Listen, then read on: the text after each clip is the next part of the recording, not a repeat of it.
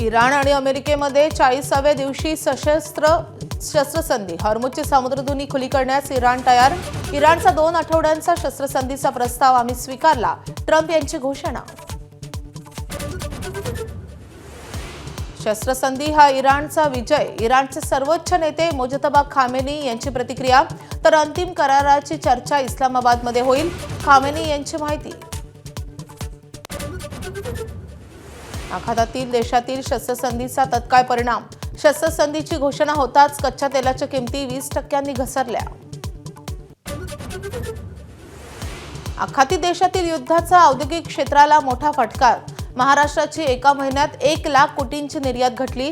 गॅसच्या तुटवड्यामुळे 10,000 कोटी रुपयांच्या नुकसानाचाही अंदाज. 12 गुन्हे, 24 तपास अधिकारी आणि 30 साक्षीदार. एसआयटी अधिकारी तेजस्वी सातपुतेंनी मांडली खरातची कुंडली. तर चाकणकरांसह इतरांना चौकशीला बोलावण्याबद्दल तुर्तास मौन. बारामती विधानसभा पोटनिवडणुकीसाठी 53 उमेदवार रिंगणात. अर्ज मागे घेण्याचा उद्या शेवटचा दिवस. निवडणूक बिनविरोध करण्यासाठी राष्ट्रवादी कसे प्रयत्न करणार याकडे लक्ष. उपमुख्यमंत्री एकनाथ शिंदे भाकरी फिरवण्याच्या तयारीत. पदावर असून काम न करणाऱ्यांना डच्चू देणार. तर आमदार खासदार मंत्र्यांच्या कामाचा शिंदे आढावा घेणार. पार्थ पवारांनी काँग्रेसबाबत केलेल्या वक्तव्यामुळे राष्ट्रवादीची कोंडी. उमेदवारी मागे घेण्यासाठी काँग्रेसची मनधरणी कशी करायची, राष्ट्रवादीच्या नेत्यांसमोर पेच. एसटी महामंडळाच्या तिकीट दरात 15 एप्रिलपासून 10% हंगामी वाढ. लांब पल्ल्याचा प्रवास 90 ते 100 रुपयांनी महागणार. उन्हाळी सुट्ट्यांमध्ये गावाला जाताना जादा पैसे मोजावे लागणार. आरबीआय आज पतधोरण जाहीर करणार. युद्धाच्या पार्श्वभूमीवर कर्जदारांना दिलासा मिळणार का याकडे लक्ष.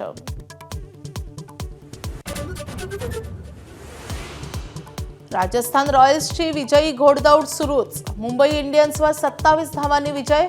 गुणतालिकेत राजस्थान 9व्या स्थानावर.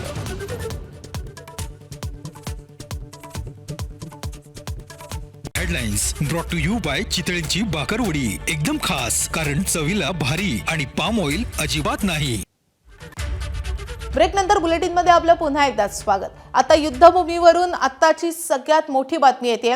अखेर अमेरिकेनं 2 आठवड्यांच्या युद्धविरामावर सहमती दर्शवली आहे. इराणवरील सर्व हल्ले पुढील 2 आठवडे थांबवले जातील असं अमेरिकेनं जाहीर केलंय. 10 मुद्द्यांच्या शांती प्रस्तावावर चर्चा करण्यासाठी हा युद्धविराम घोषित करण्यात आलाय. 10 एप्रिलपासून पाकिस्तानची राजधानी इस्लामाबादमध्ये युद्धविरामावरील चर्चा होणार आहे. आज सकाळी 5:30 वाजेपर्यंतची मुदत इराणला अमेरिकेनं दिलेली होती. नाहीतर एक संपूर्ण संस्कृती नष्ट होईल असंही ट्रम्प यांनी म्हटलेलं होतं. मात्र ही वेळ पूर्ण होण्याआधीच अमेरिकेनं 2 आठवड्यांची सशर्त शस्त्रसंधी करण्यात येत असल्याची घोषणा केली आहे. अमेरिकेच्या या घोषणेचं स्वागत इराणनेही केलंय. हल्ले थांबल्यास आम्ही युद्ध थांबवू असं इराणच्या परराष्ट्र मंत्र्यांनी म्हटलंय. इराणनं दिलेल्या 10 अटींचा मसुदा मान्य करण्यासारखं असल्याचं अराघची यांनी म्हटलंय.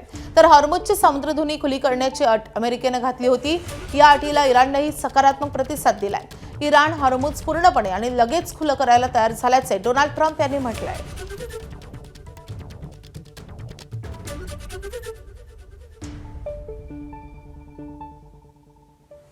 इराणनं अमेरिकेसमोर नेमक्या कोणत्या अटी ठेवलेल्या आहेत आपण ग्राफिक्सद्वारे पाहूयात.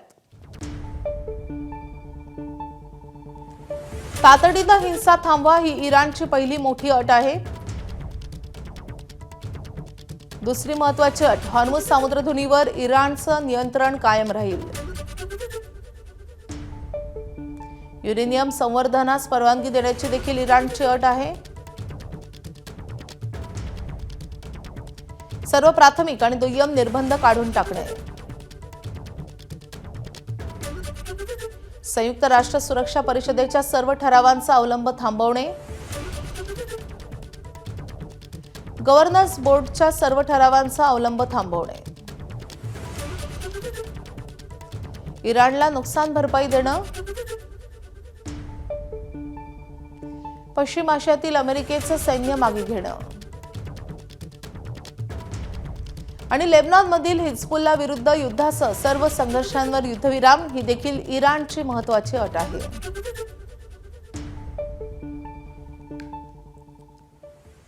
इराणचे सर्वोच्च नेते मोजतबा खामेनी यांनी शस्त्रसंधीच्या अंतिम करारावर प्रतिक्रिया दिली आहे. शस्त्रसंधी हा इराणचा विजय असल्याची प्रतिक्रिया इराणचे सर्वोच्च नेते मोजतबा खामेनी यांनी दिली आहे. मोजतबा खामेनींनी दिलेल्या माहितीनुसार अंतिम कराराची चर्चा इस्लामाबादमध्ये होणार आहे. मोजतबा यांनीच सर्वोच्च सुरक्षा परिषदेच्या शस्त्रसंधी प्रस्तावाला मंजुरी दिली होती.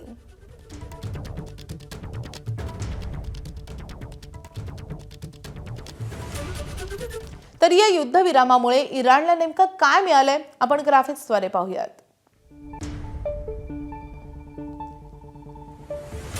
तर यामुळे हॉर्मुझच्या सामुद्रधुनीवर इराणचंच नियंत्रण कायम राहणार आहे. युद्धात महासत्तेचा कडवा प्रतिकार केलेला आहे आणि त्यामुळे जगासमोर इराणची प्रतिमा कमालीची उंचावली आहे. अली खामेनींच्या मृत्यूनंतरही इस्लामी सत्ता इराणमध्ये कायम राहिली आहे. इराणवरील निर्बंध हटणार आहेत आणि त्यामुळे आर्थिक फायदाही होणार आहे. सोबतच अण्वस्त्र निर्मिती नाही तरी अणुऊर्जा कार्यक्रम सुरूच राहील.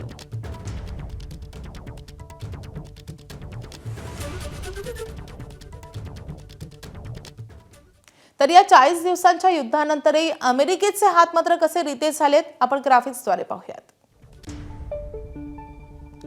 हॉर्मुझची सामुद्रधुनी खुली झाली आहे पण ती इराणच्याच अटीवर झाली आहे.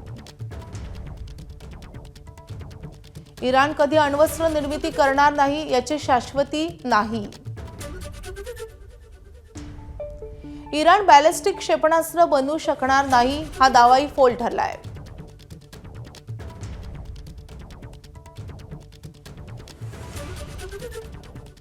युद्धविरामाच्या या अटी शर्थींवर प्रत्येक देश दावे प्रतिदावे करतोय. युद्धविराम होण्याआधी इस्रायल आणि अमेरिका यांच्यात चर्चा झाली असा दावा इस्रायलच्या मीडियानं केलाय. इराण हॉर्मुझची सामुद्रधुनी बिनशर्त खुली करणार असल्याचा दावा इस्रायलनं केलाय. मात्र युद्ध कायमस्वरूपी थांबल्याची कोणतीही गॅरंटी नाही असं इस्रायलनं म्हटलंय. युद्धविराम इराणच्या अटी शर्तींवर झालेला नाही असंही इस्रायलनं म्हटलंय.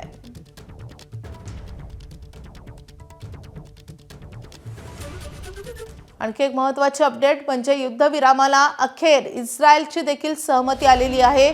इस्रायलला 2 आठवड्यांचा युद्धविराम मान्य नसल्याचं वृत्त अमेरिकी प्रसारक माध्यमांनी दिलेलं होतं. मात्र आता इस्रायलने देखील या युद्धविरामात सहभागी असल्याचा अमेरिकेतील व्हाईट हाऊस अधिकाऱ्यांचा दावा आहे.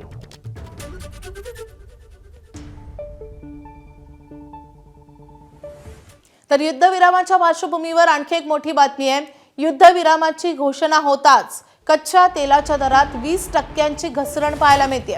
युद्धाच्या मागील 3 आठवड्यात पहिल्यांदाच कच्चं तेल $100 प्रति बॅरलच्याही खाली घसरलंय.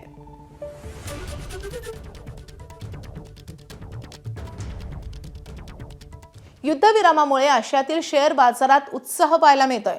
जपानच्या निक्केई निर्देशांकात मोठी वाढ झाली आहे, मोठी तेजी पाहायला मिळते. त्यासोबतच बाजार जवळपास 5% 2400 अंक वर आहे. त्यानंतर कोरियाच्या कोस्पी शेअर बाजारात देखील 5% तेजी पाहायला मिळते. हाँगकाँगच्या हँगसेंगमध्ये आणि सिंगापूरच्या HGX निफ्टीमध्ये 2.5% तेजी पाहायला मिळते. या सर्वांचा सकारात्मक परिणाम आज भारतीय शेअर बाजारावरही होण्याची दाट शक्यता आहे.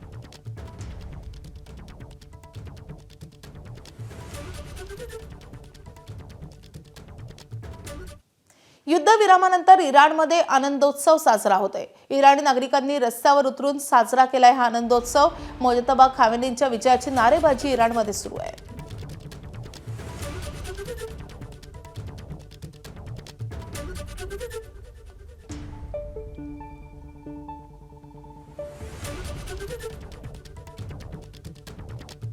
युद्धविराम हा इराणचा मोठा विजय असल्याचं IRGCनं म्हटलंय. हॉर्मुझच्या सामुद्रधुनीवर इराणचं नियंत्रण राहील आणि त्यासोबतच संपूर्ण प्रदेशातून अमेरिकन सैन्य मागे हटेल असंही IRGCनं म्हटलंय. युद्धविराम हा इराणचा मोठा विजय असल्याचंही IRGCनं नमूद केलंय.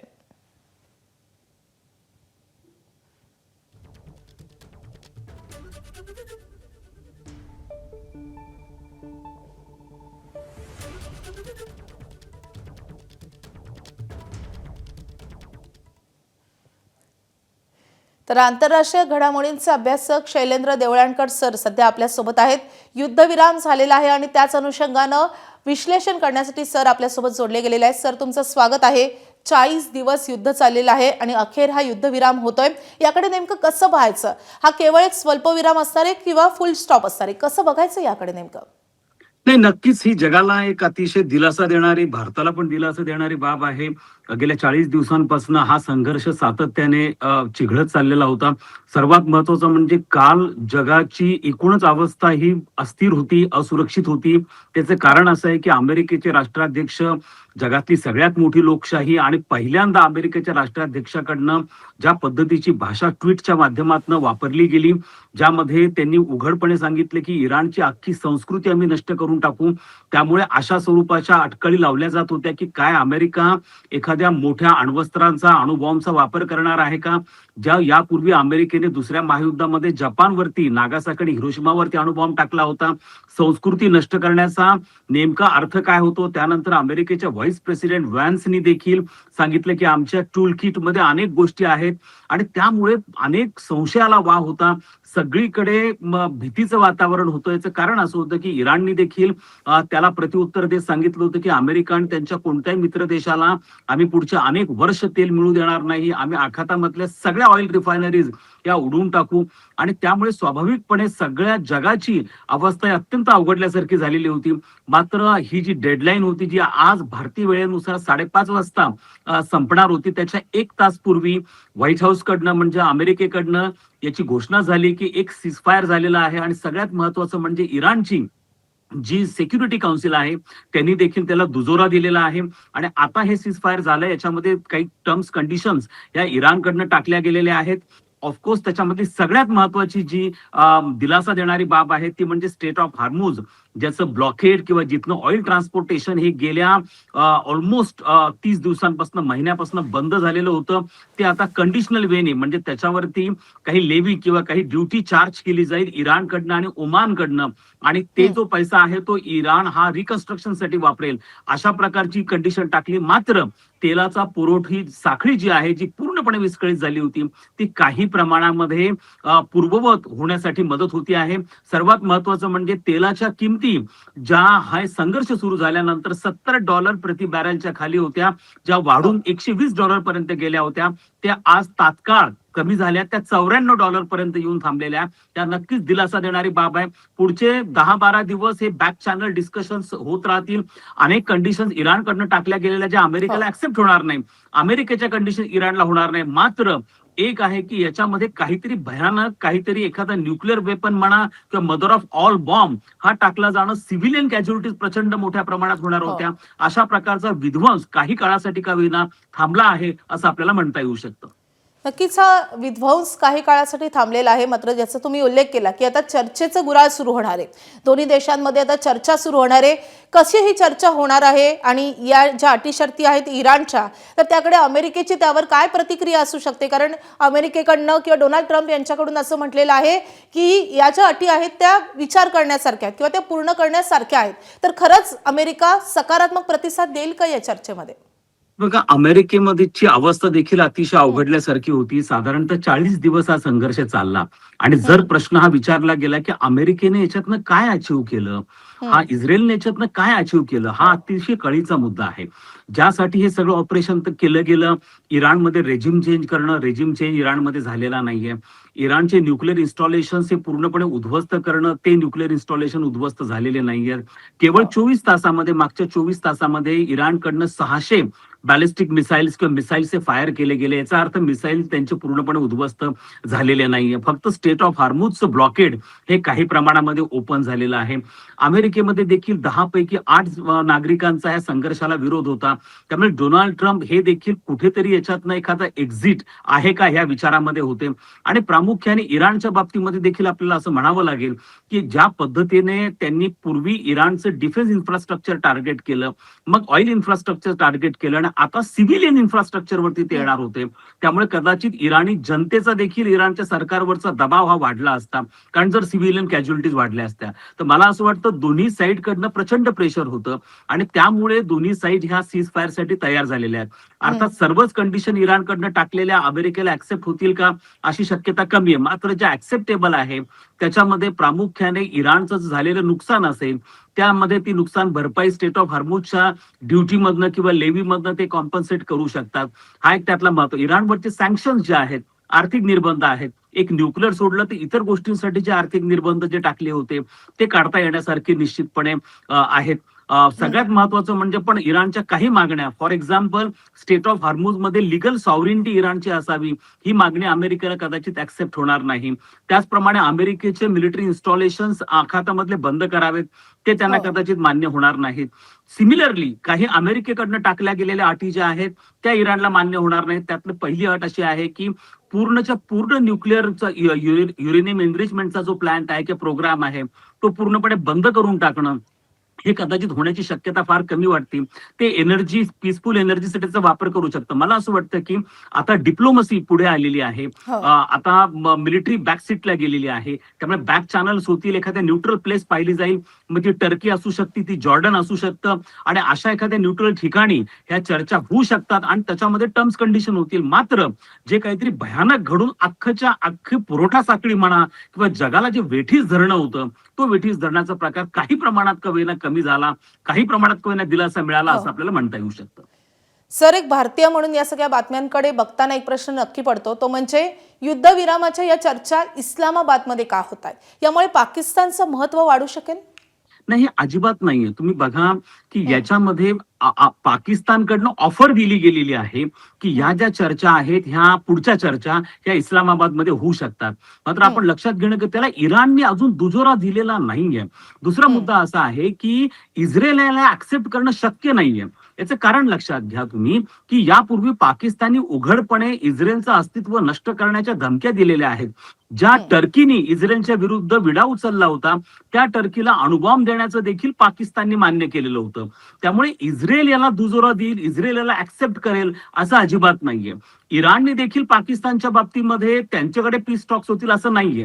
पाकिस्तान जो पुढाकार हे सेल्फ प्रोक्लेम्ड आहे, हे स्वतः कॉपी पेस्ट करून, जे आज शहबाज शरीफचं ट्विट जर तुम्ही पाहिलं ते लिटरली कॉपी पेस्ट वाले ट्विट हे तुम्हाला दिसून येतं. हे सगळं सेल्फ प्रोक्लेम्ड आहे. म्हणजे ते असं म्हणतात की आम्ही ऑफर करू, आमचे गुड ऑफिसेस ऑफर करू, परंतु त्यासाठी इराण तयार झाला पाहिजे, त्यासाठी इस्रायल तयार झाला पाहिजे. अमेरिका त्यासाठी काही प्रमाणामध्ये तयार आहे, कारण शहबाज शरीफ आणि असीम मुनीर यांचे सध्या डोनाल्ड ट्रम्प बरोबरचे संबंध हे व्यवस्थित आहेत. परंतु इराण आणि इस्रायल याला ऍक्सेप्ट करतील असं नाहीये. पण तुम्हाला इतरही मध्यस्थी आहेत, त्याच्यामध्ये टर्की आहे, जॉर्डन आहे, काही प्रमाणात सौदी अरेबिया आहे, कतर आहे, या देशांचे अरब देश देखील याच्यामध्ये पुढाकार घेऊ शकतात. तर मला असं वाटतं की पाकिस्तानी स्वतःचीच पाठ थोपटून घेतोय आणि त्याला काही रिकग्निझेशन आहे असं मला वाटत नाही. नक्कीच सर, युद्धविराम तर झालेला आहे, मात्र आता 2 आठवड्यांच्या या चर्चेदरम्यान नेमकं काय होतं हे पाहणे तितकंच महत्त्वाचं असणार आहे. आणि अर्थातच आम्हाला या संदर्भात खूप प्रश्न पडले होते आणि या अनुषंगाने तुम्ही खूप महत्त्वाची उत्तरं दिलेली आहेत. सर, खूप धन्यवाद या सगळ्या सविस्तर विश्लेषणासाठी.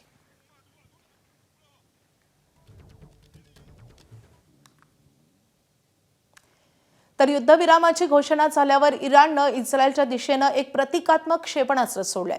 हे क्षेपणास्त्र इस्रायलमध्ये पडलं नाही, ते जेरुसलेममध्ये जाऊन गेले आणि त्यानंतर कोणत्याही लक्ष्याचा त्या क्षेपणास्त्रानं वेधही घेतला नाही.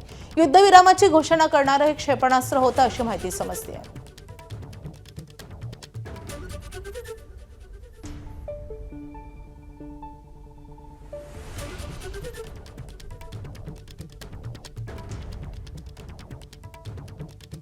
युद्धविरामासंदर्भात डोनाल्ड ट्रम्प यांनी काय एक्सपोज केले आपण पाहूयात.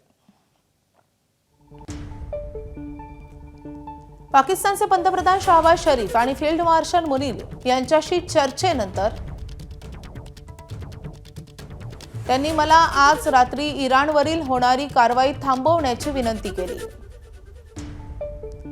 इराणनं हॉर्मुझची सामुद्रधुनी पूर्णपणे तत्काळ उघडणं मान्य करण्याच्या अटीवर मी 2 आठवड्यांच्या कालावधीसाठी इराणवरील हल्ले स्थगित करण्यास सहमती दर्शवतो. दोन्ही बाजूंनी लागू होणारा हा युद्धविराम असेल आणि पश्चिम आशियात शांततेसाठी इराणकडून 10 मुद्द्यांचा प्रस्ताव मिळाला. तो चर्चेसाठी योग्य आधार असल्याचं आम्हाला वाटतं, असंही डोनाल्ड ट्रम्प यांनी म्हटलंय. दरम्यान या शस्त्रसंधीनंतर अमेरिका आज पत्रकार परिषद घेणार आहे. भारतीय वेळेनुसार सायंकाळी 5:30 वाजता ही पत्रकार परिषद होईल.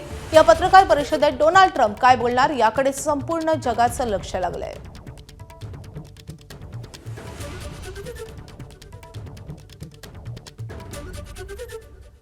तर युद्धविराम हा अमेरिकेचा मोठा विजय आहे असं व्हाईट हाऊसनं म्हटलंय. युद्धातील विजयाचं श्रेय ट्रम्प आणि अमेरिकन सैन्याचं असल्याचं व्हाईट हाऊसनं म्हटलंय. ट्रम्प यांच्यामुळेच हॉर्मुझची सामुद्रधुनी पुन्हा खुली झाल्याचा व्हाईट हाऊसचा दावा आहे. युद्धातील विजयाचं श्रेय ट्रम्प आणि अमेरिकन सैन्याचं असल्याचं व्हाईट हाऊसनं म्हटलंय.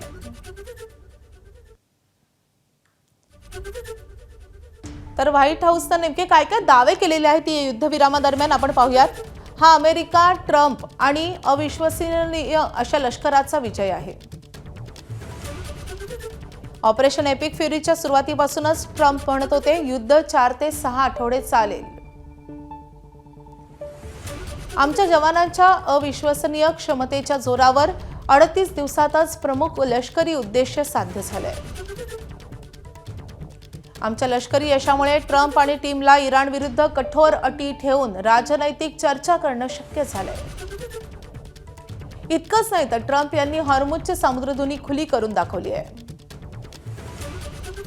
शांतता राखणं आणि आधुनिक अमेरिकेच्या हिताबाबत ट्रम्पच्या क्षमतांना कधीच कमी लेखू नका.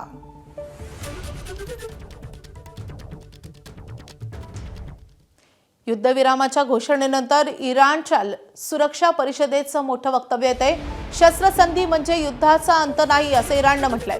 आमचं सैन्य अजूनही सुसज्ज असल्याचं त्यांनी म्हटलंय.